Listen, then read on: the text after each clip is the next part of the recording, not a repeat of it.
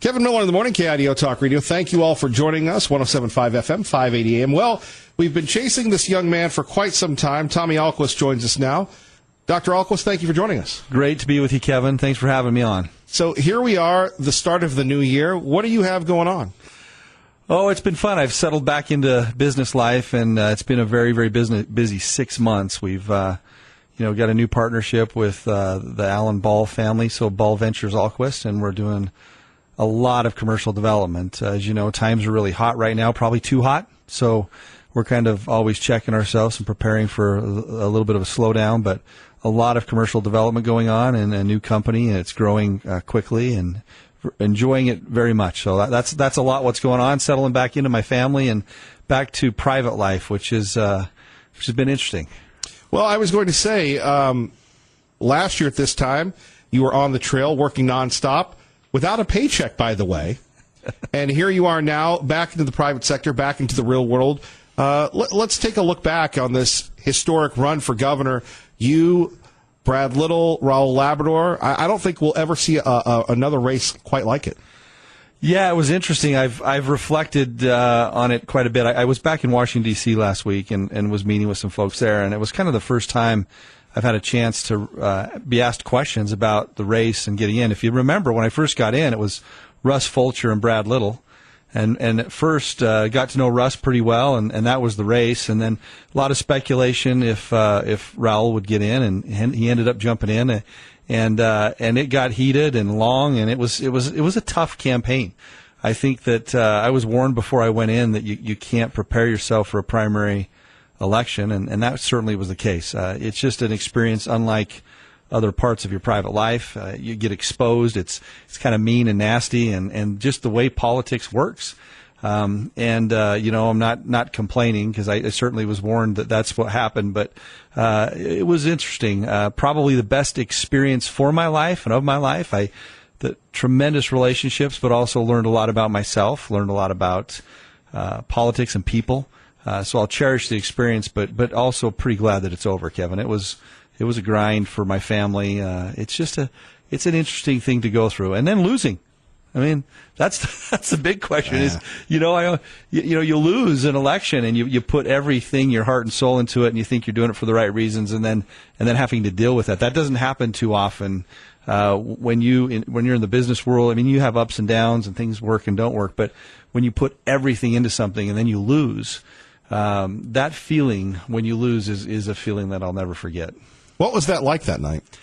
It was certainly a possibility going into it that it was an uphill battle. I mean, we were taking on two long-time politicians with big bases around the state, and it was a tough charge, but we believed that we could do it. And going into that night, still, I look at that last week of the campaign, we were all over the state and felt the energy from the other parts of the state. And I think the reflection that night of we got beat soundly in Ada County and Canyon County, and in retrospect, maybe should have spent more time here. Thought that we would do better here, but felt the energy from around the other parts of the state and came home and then lost. And it was interesting. It was kind of like, what have I done? I've let people down. Combination of regret that you maybe didn't do more.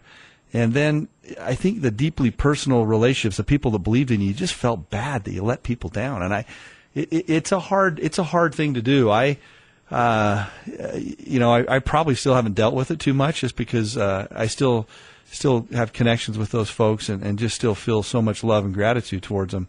It's a hard feeling. I don't know. Tommy Ahlquist joining us here with insight into the campaign.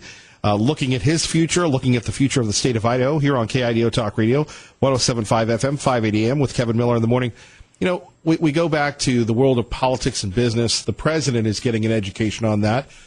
Your thoughts on how the president is trying to make the political world more streamlined, if you will?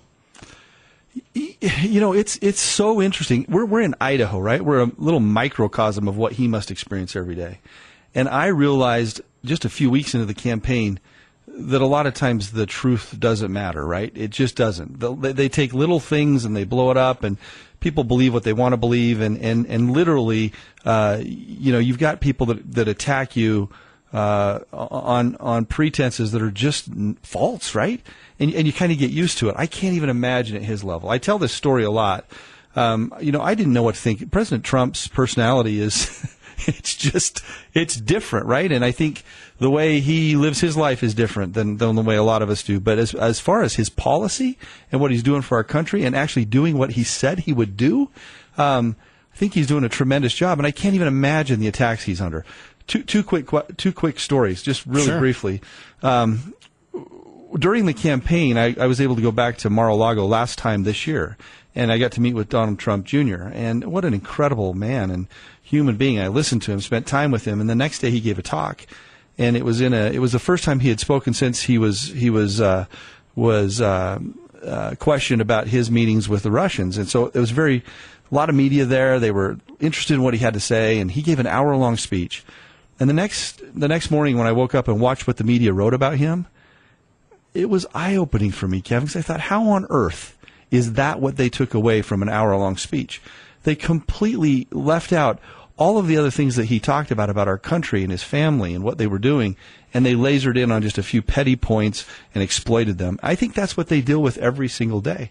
I will tell you then from last week, I was back in D.C. and I was at a breakfast in the morning, and the table right next to me were a bunch of folks, and the entire time they talked about how they could exploit the president online.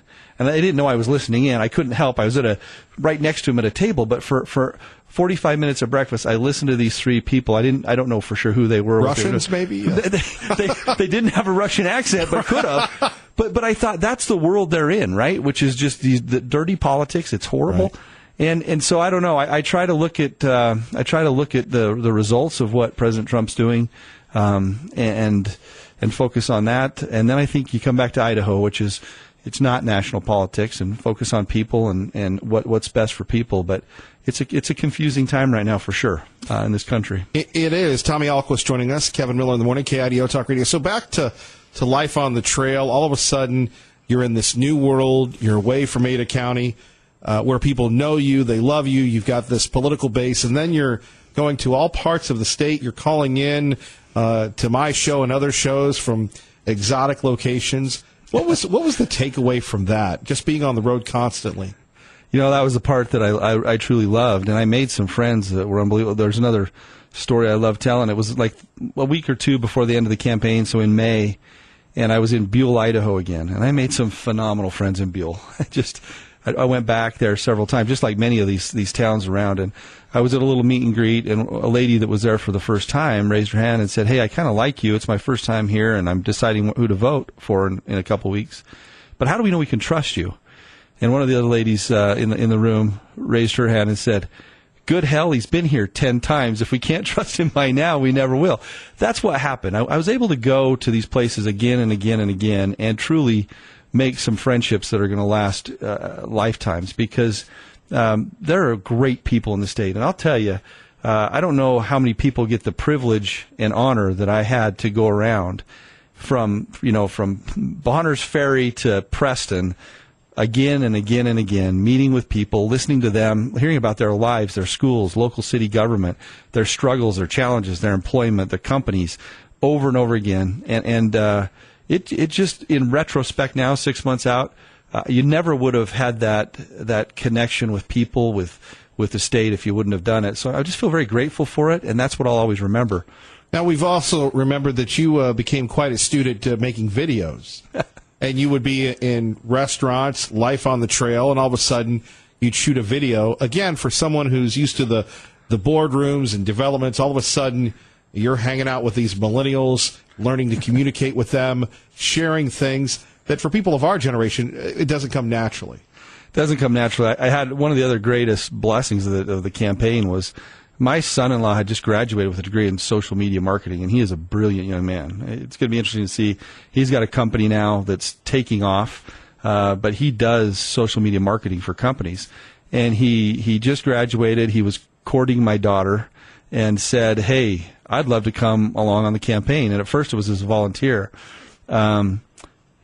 But spending literally every day for 2 years with that guy on the road and the things he taught me and the fun we had, and it was the longest prenuptial interview in the history of courtship. But good kid, and yeah, I learned a lot about from him about social media, and I think we really connected with people through social media on the campaign, and it was a great part of the campaign.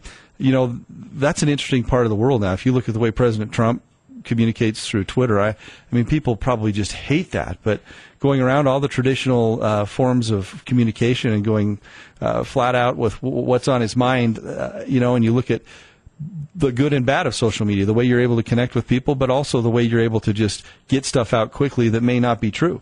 I mean, there's two sides to this, and I think it will continue to be part of how we evolve. If you look at every aspect of American life and how social media has affected that, like look at just my family with my kids, or you look at the way we interact in business, or the way you interact on radio or news, it's all changed so much in the last 10 years since the invent of the iPhone, and now that everyone carries around this device connected, it's just different. And I think as we adapt and change, hopefully we keep the real human qualities where we stay connected as individuals. But social media is here to stay, and we all better figure out how to use it in productive ways.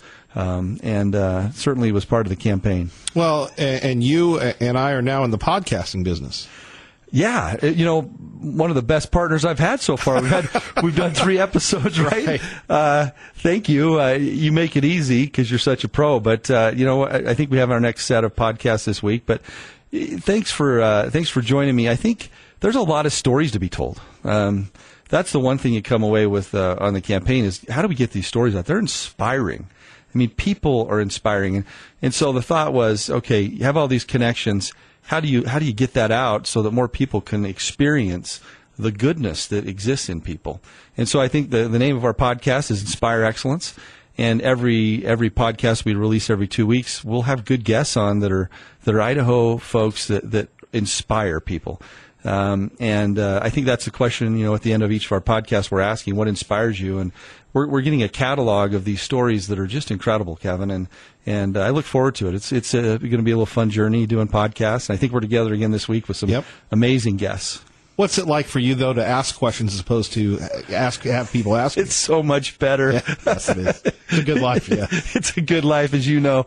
Yeah, it's fun to ask questions. I think that you learn a lot getting asked a lot of questions, and you know, the art of answering questions. And I think it's been interesting. Some normal folks we have on so far on our podcast are much more transparent and free-flowing in the way they speak, and then you get politicians on, and they understand how to take questions and deflect them and answer what they want to answer.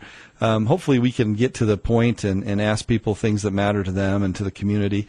But looking forward to letting people inspire others through that medium with you. More coming up with Dr. Tommy Ahlquist, Kevin Miller, KIDO Talk Radio. Kevin Miller in the morning, 107.5 FM, 580 AM. KIDO Talk Radio. I think we say that enough. Tommy Ahlquist with us, Dr. Ahlquist. So, you know, we've been talking about the campaign, talking about Inspire Excellence, your podcast that thankfully I get to co-host with you and hang out with you and really share the goodness, if you will. Let's talk a little bit about state government. You ran for governor. You know all the usual suspects. Another season of the legislature. Do people in your community, the business community, outside the lobbyists, really understand what's going on in Boise? Oh, that is a great question. Because I go back to a few years ago as a businessman here in town, and even as a doctor, and how much did I truly understand about state government? And then how did that change and grow? And then through the campaign, how much do I know now? I wish people were more involved. I wish they understood a little more how important that legislature is. Not only who they elect, but how they influence the process.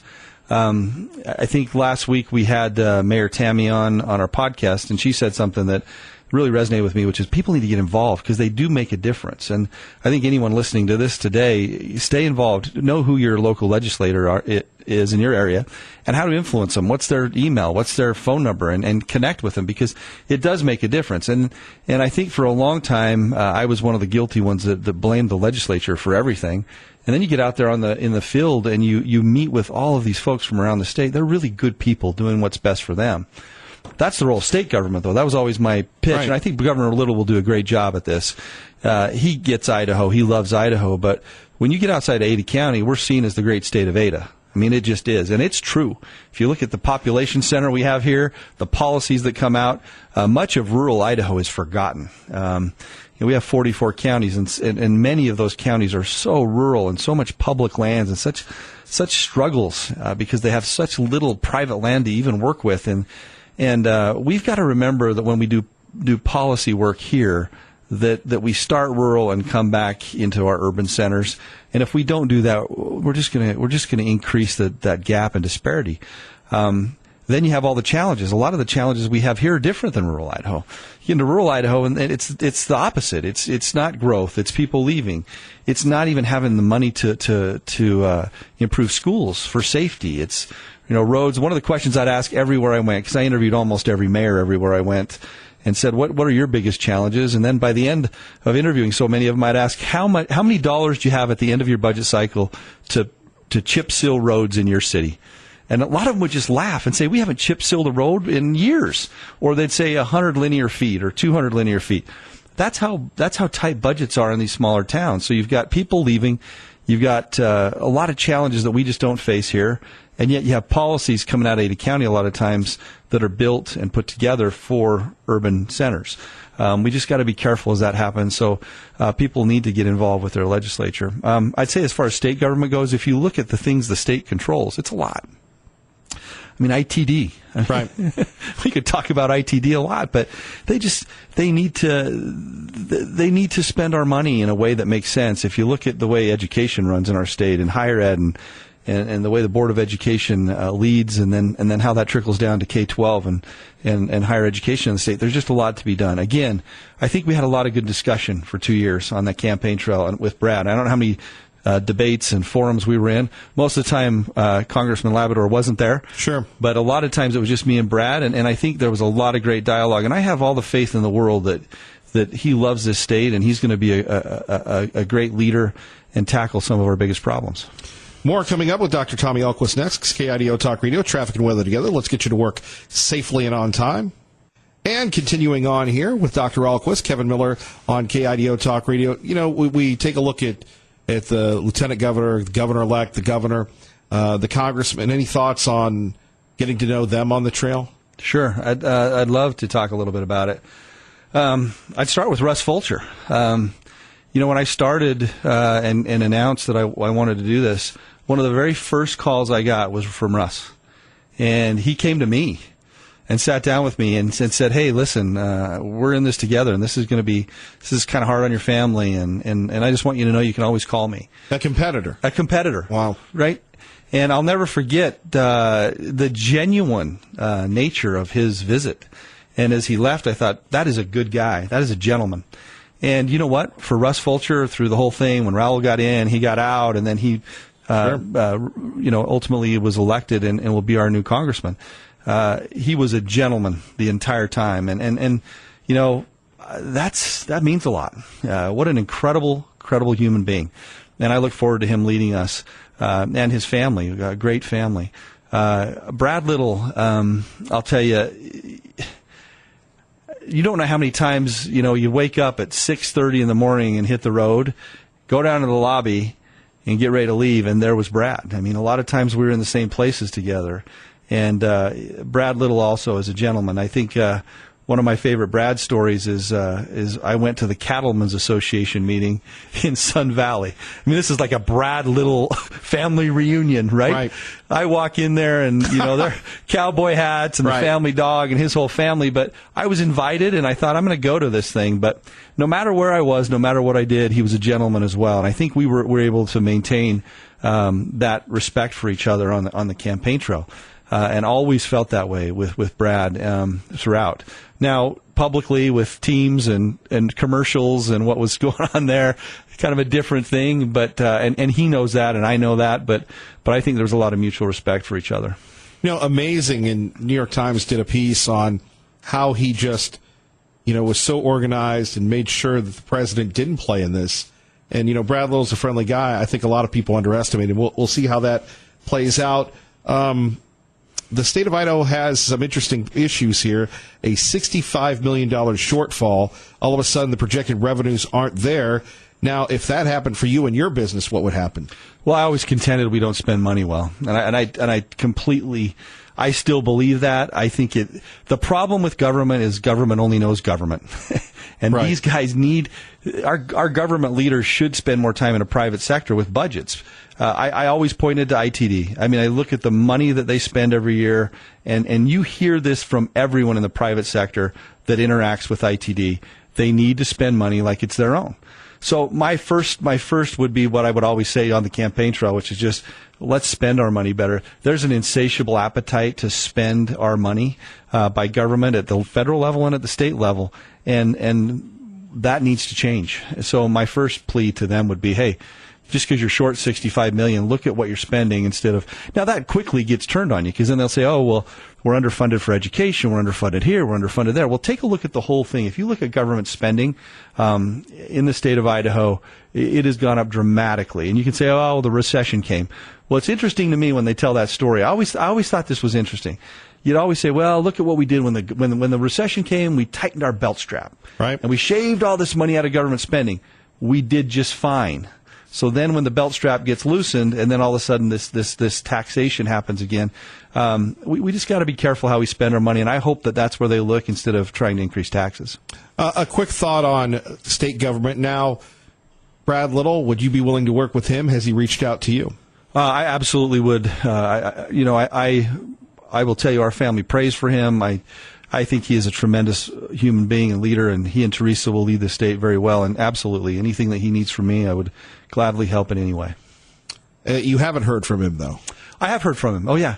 Yeah, I've heard from Brad. He called me, obviously, the night of, and then we've been together a couple of times and went to one of his events. Yeah. And spoke at one of his events, had a little coming out party for him, and he's a good man. And so, it's hard, Kevin. I don't know if you've ever. It's just such a weird thing where you're in a race that's so hot and heavy and contested, and then all at once you lost and it's over. And I've always told people that ask me, they said, well, what are you going to do next? And I said, well, how I handle this will define who I am. And I think that the way that is you do everything you can to help and support the guy that beat you.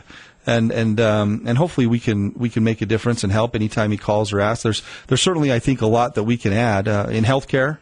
And we're coming up on that next. Yeah, we're in the middle of this, but there's a lot of things that can be done, and hopefully he'll listen to some of those ideas. More with Dr. Ahlquist next. Kevin Miller, KIDO Talk Radio. KIDO Talk Radio, Dr. Tommy Ahlquist with us. Kevin Miller in the morning, 107.5 FM, 580 AM. So we've talked a little bit about the past and politics and everything else. Let's get down to bread and butter issues, most notably as your incredible experience as an emergency room doctor. What is wrong? What is right with healthcare? Big question, Kevin. Before I tell you that, I'm going to go back to about 3 weeks after the election was over. There are I put together some really smart people around the state that were passionate about trying to fix several things, and one of them was healthcare. And a few weeks after the election, I had a meeting up in Coeur d'Alene with those folks, and we sat around a table together. And quite honestly, everyone was kind of sad. They're like, because you have all this energy and you're ready to win and go try to fix things, and then what do you do with that? It's over. It's a zero-sum game. When it's over, no one's asking you to come in and fix it now. You're done. Right. And we sat around a table, and the summary of our discussion was this: government can't solve most things, and most of the time government makes it worse. So what are the ways in the private sector that you can take some of those ideas and go around government and try to make things better? So, in my opinion, I said this on healthcare all along, is once Obamacare passed, there was this idea that these affordable care organizations, that hospitals would solve our problem. That was the problem. So you've watched this happen, and it's not just here. It's been interesting. 2 weeks ago, we flew two consultants in from Boston. These guys are unbelievable closers. These guys are the best of the best. Been in the business for 25 years, and they consult with people that want to try to fix healthcare on a private level. Okay, they came in here, and it was interesting listening to them. It's not just here in Idaho; it's everywhere where hospitals became the solution. What happened? They grew like crazy. They hired every doctor that they could find. They increased their overhead, right? So all along they were telling us, hey, at some point, we're going to be the ones to lower costs. We're going to own everything. We're going to build everything. And then at some point, just trust us. We're going to population manage healthcare and we're going to drop costs. That is not what's happened. Anytime government gets bigger and anytime systems get bigger, they become more inefficient. So what a doctor-patient relationship was years ago, which is pretty simple. You know, I try to keep you healthy. I tell you how to be healthy, and when you get sick, you have access, and I treat you. That's gone now. Now you have huge health systems that are trying to solve problems. So I think that my job now, understanding kind of what's going on, I think there's a tremendous business opportunity to say, okay, what are the ways that we can create competition and transparency for cost and quality and allow people to have access to care that's not in a big system.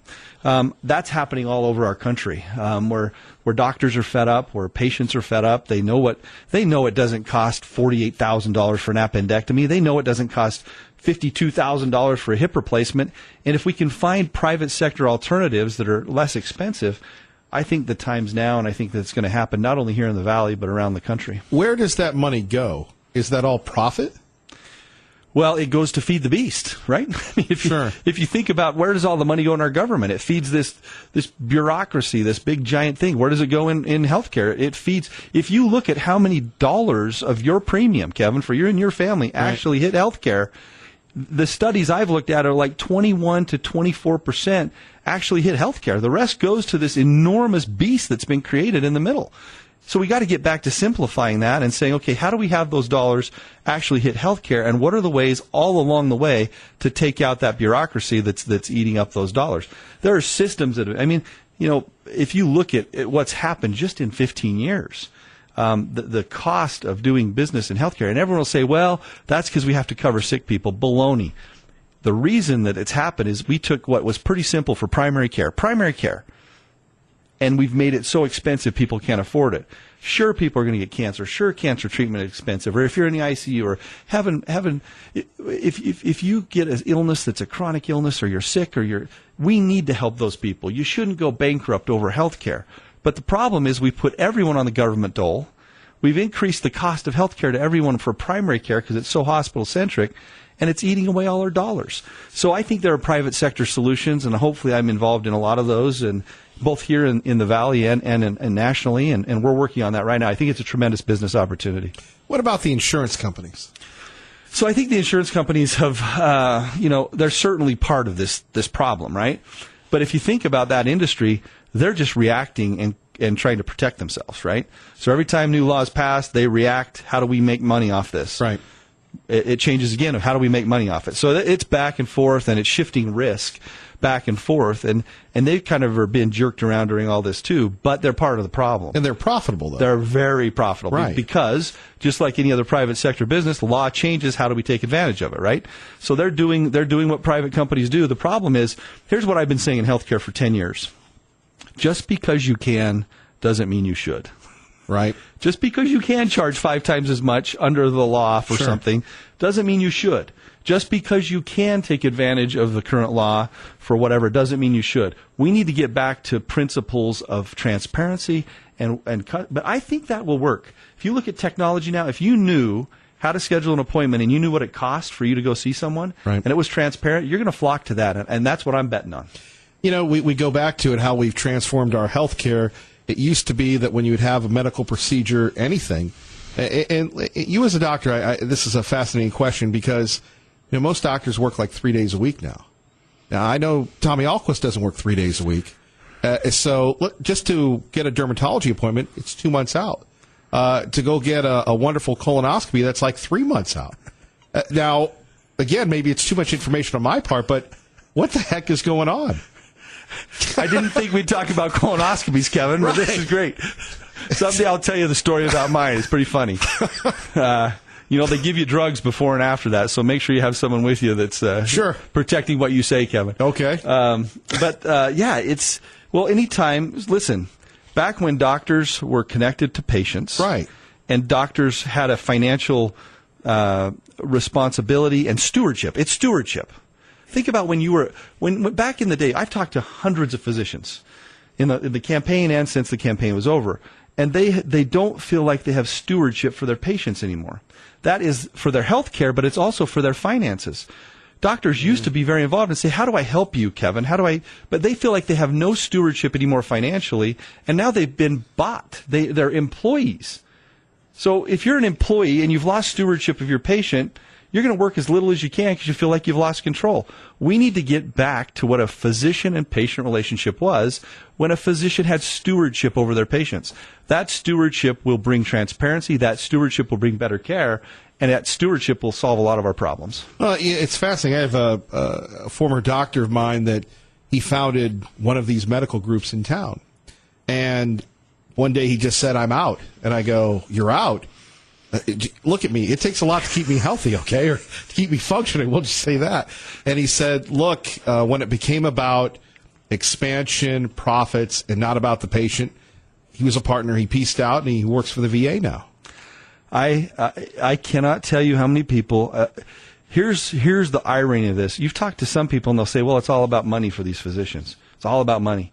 Baloney. Well, working 3 days a week's a good gig, though. It's a good gig, but if you ask them, what did you go, most of them, what did you go in this for, and what do you think's changed? A lot of them are making the same or more money now, working less, but they'll tell you, I've lost my passion. I've lost my connection. I've lost my stewardship for why I went into this. That has got to be rekindled in America. The other thing we've got going on in Idaho is you're going to have a critical shortage of providers, right? So the other problem that's going on at the same time is the system's all screwed up. It's upside down. It doesn't focus on primary care, and there's too few providers. So a lot of things to be done. But again, going back to my meeting in Coeur d'Alene with my buddies, it's got to come from the private sector. Let's come with transparent solutions that people can see, and let them have an alternative way. Right now, people don't see another way. All right, we'll put you on the spot here with a minute left in this segment on KIDO Talk Radio. Dr. Tommy Ahlquist with us. Is that happening here in the Treasure Valley right now? Yeah, that is. There's a few groups that are coming together to say, hey, listen, let's create an alternative to medicine that doesn't make sense, right? Being seen 6 times before you have your blood drawn, bills that you don't know. Just asking the question, what's this going to cost me? If you want to see some surprise or shock, just ask someone, hey, what's it going to cost me to have this done? No one knows. Right. We're going to put transparency back in the system in the Valley and allow people to have quality health care that's transparent, and it will change. That pressure will make a difference. Right, but they're sure happy to get your copay number right away. Right, that's right. They know that. Yeah, which, again, is crazy. Coming up much more with Dr. Tommy Ahlquist. Now, if people want to get a hold of you, what can they do?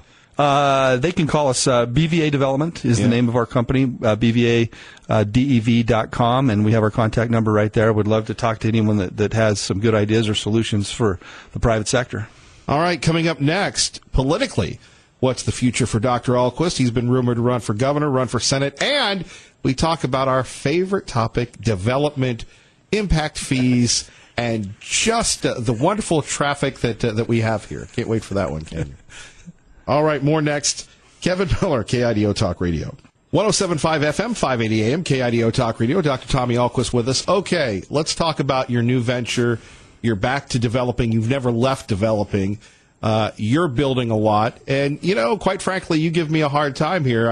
I'm the Clint Eastwood guy from Gran Torino. Yeah, Kevin, I've listened to your show for years, and I love how ornery, and you're kind of like the grumpy old man, right? Clint Eastwood, right. Gran Torino, get off my lawn. That certainly is going on right now, right, in the Treasure Valley. If you look at the number of people moving here, we always kid back and forth, but a lot from California. That's the truth. But a lot of these are good people escaping, the People's Republic of California to come to Idaho, and they love it here. So the question really is, how do we balance and how do we harness the energy that comes with growth while keeping Idaho, and how do we pay for it? So fundamentally, we've got some issues with how you pay for it, right? There's just not many tools. We've talked about this over the years, but you've got to be able to be proactive about how you pay and think about things. A couple of things that I always talk about is, one, public transportation. We're the only state now in the country that doesn't have any state dollars for public transportation. And you know how I feel about taxes. But we also ought to be spending this money right where it matters. And you've got to create bus routes and public transportation that's an alternative that's legitimate for people. We've got to do that. I mean, it's irresponsible not to, and right now we don't even really talk about it. Second, we need to talk about is just growth and how to grow in a way that's smart. How do we figure out how to pay for that growth? you'll hear a lot of people, well, growth should pay for growth. If you look at the fees that we have through ACHD, they're the highest fees in the region for development. And so I will challenge anyone that doesn't think that developers are paying fees. I used an example with you last week on our podcast, but we just did a 10,000 square foot building. Our fee for that one building was $120,000 for one building. Welcome to Meridian. Yes. Yeah. It almost is incompatible with growth right now. So there's plenty of fees. The question is, how are we spending that money, and how are we planning? But it'll continue to be the question of our time. We live in an amazing place. People love living here. If you look at these urban centers around us, look at Portland and Seattle and California. People are flocking here for a reason, because it's a great place to raise your family, great people, great values, and I think it's going to continue to happen. So rather than whine about it, Kevin, we ought to just have some really good planning, smart growth, and how to manage it. Do you believe that the growth will continue for the next 5 years? 20 years from now, are we going to look back and say that's when we had the big spike here? You're talking to people all over the country. You know this area. How do you see the growth for the next 3 to 5 years? So I had a really great presentation by a demographer who showed us what's going on in these urban centers, and I do not think it's going to slow down. It has become completely unaffordable to live in many of the large cities around the country, and those cities are not too far from us. So Boise, as it now sits, is kind of a tertiary market. Mm-hmm. But I can tell you in the last month, I have met with several businesses eyeing Boise to relocate here. And it's interesting. A company that I was with a couple weeks ago kind of blew my mind, because I thought, oh, my goodness, if they're thinking about that. So what we think about now is a company is going to come here and then hire people from here. And these guys came in and said, no, it's so hot here, and we like it here so much, we're going to transplant a company and transplant people, because it's so much less expensive to do business here, cost of living, compared to Seattle. Start thinking about that for a minute. If they're not only transplanting the company, but the talent along with it, I think we're going to see continued growth. I do think we have an economic slowdown coming very, very soon. I don't know whether it's 6 months, 12 months, or 18 months, but it is coming. It will cycle down, and I think that's a very good thing. I think that all of us and all the listeners, we should all be preparing for that, and we know what these things look like. Hopefully it's not as bad as the last one, but it's coming. And as a government and as local businesses and as families, we just need to be ready for it coming.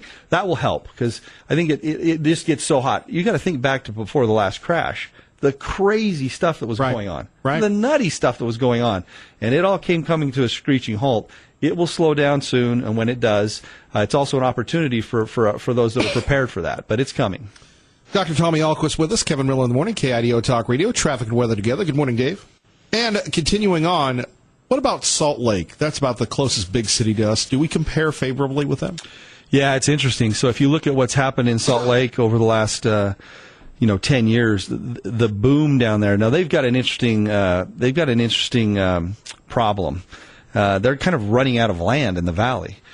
They've got plenty of universities and kids that want to stay there, and so their talent pool for these new companies it far exceeds ours. But I'm telling you right now, I've met with several companies now that are saying, hey, the Wasatch Front is kind of done, because there's kind of nowhere else to go. It's really expensive now. Their rates are going through the ceiling for cost of living, and they're worried about talent being stolen now back and forth between companies. So they're all eyeing Boise. This is going to be the next big place that people want to relocate companies, because we haven't experienced that boom yet.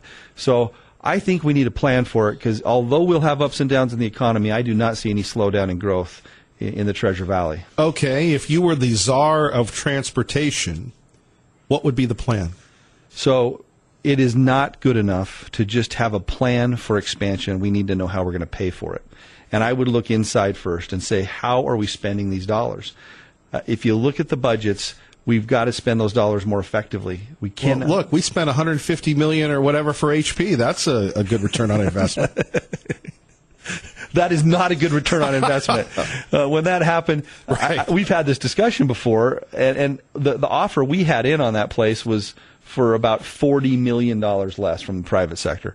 The state came in and paid $40 million more. There's example A of misuse or misspending of our funds. Same thing happens on ATD every day. We got to start spending the money more effectively. I'll challenge those guys all day long. I told you this story also. We're doing a little project where the old where the old corn maze is across from St. Luke's. We bought that, and we're doing a development on that. And I've got to do some improvement on I-84 as part of my deal with ITD to do it.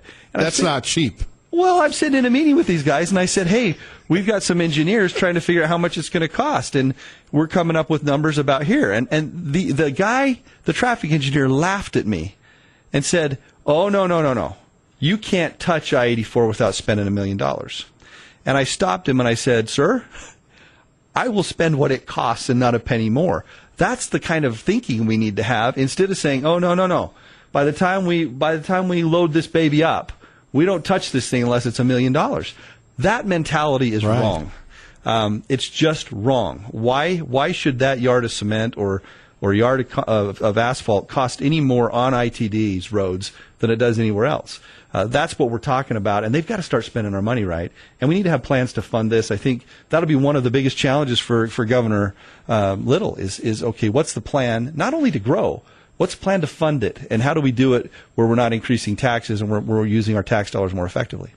All right, about a little over a minute left here on KIDO Talk Radio.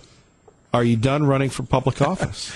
Oh, my goodness. Everybody thinks you're coming back. I'm not coming back. So here's the deal. I felt very personally inspired, call it what you want, to do this. I struggled with it for a year.